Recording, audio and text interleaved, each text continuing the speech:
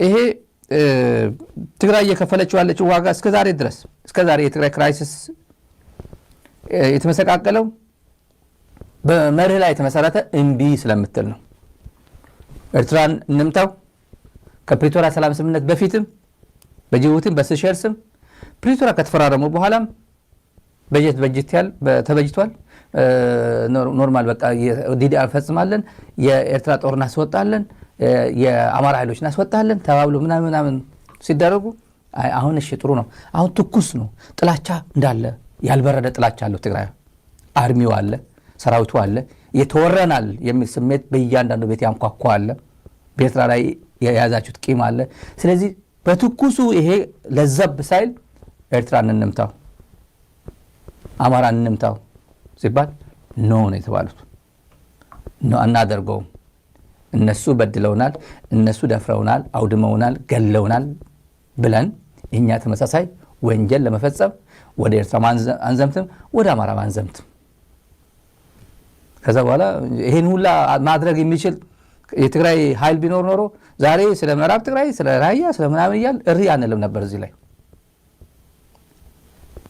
አይፎራናይ በቃ ዝም ብሎ አንድ አይና ጠፋ አንድ አይና ሄደ ታጠፋዋለ የሚባለው ሎፍ ሐሙራቢ የሚባለው የፐርሺያ ፈላስፋው በሱ መሄድ ቀላል ነው።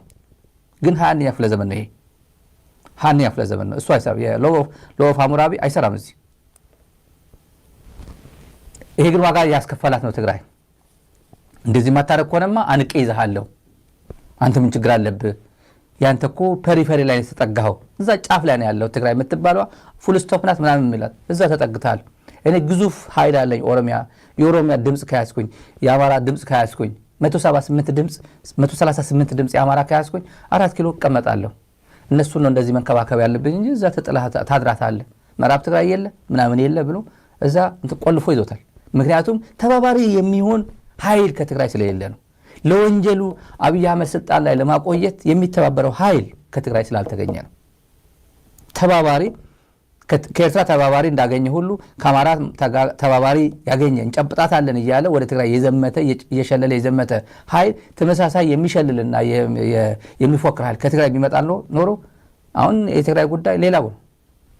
ቢያንስ ነምበር 2 ይሆናል።